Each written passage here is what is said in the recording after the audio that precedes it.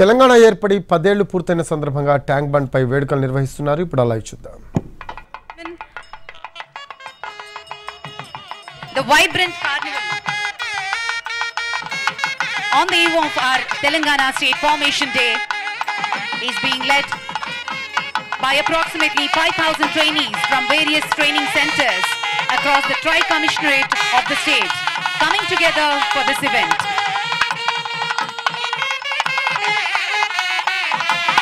First Battalion Vijay with the police band all over India is being led.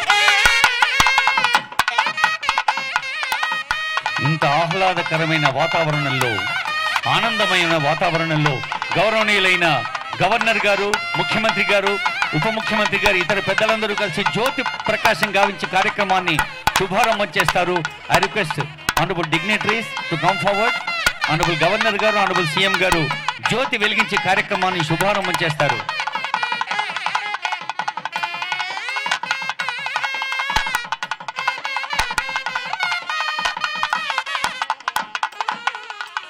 నవశకానికి నాంది పలికే తెలంగాణ 10 ఏండ్ల పండగ 11వ వత్సరంలోకి అడుగు పెడుతున్న ఈ సందర్భంలో సాంస్కృతిక మహోత్సవం అందరికీ ఆనందాన్ని పంచాలి. ప్రజలందరూ ప్రతినిత్యం తమ నిత్య జీవితం పండగలా సాగాలి అన్న శుభాకాంక్ష అందజేస్తుంది. వేదిక మీద వెలిసిన తులసి లాంటి ఈ దీపం, అదిగో దీప ప్రకాశనం గౌరవనీయులైన పెద్దల చేతుల మీదుగా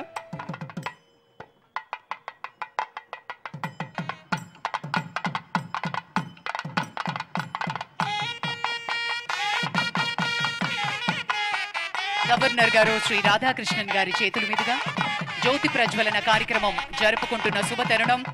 అందరం గట్టిగా చప్పట్లతోటి, కరతాళ ధ్వనులతోటి మన ఆనందాన్ని ఈ సందర్భంగా తెలియజేసుకోవాల్సిందిగా మనవి చేస్తున్నాం. జ్యోతిషామపిత జ్యోతి తమస పరముచ్యతే జ్ఞానోజ్ఞేయం జ్ఞానగమ్యం పృథ్వీశ్వరో సదృశ్యతం అన్నారు. ఈ జ్యోతి తెలంగాణ రాష్ట్ర వ్యాప్తంగా వెలుగులు పంచాలని, సంక్షేమం అభివృద్ధితో కొత్త శకానికి స్వాగతం పలకాలని గౌరవనీయులైన గవర్నర్ గారు, ముఖ్యమంత్రి గారు జ్యోతి వెలిగిస్తున్న దృశ్యం చూస్తూ ఉన్నారు.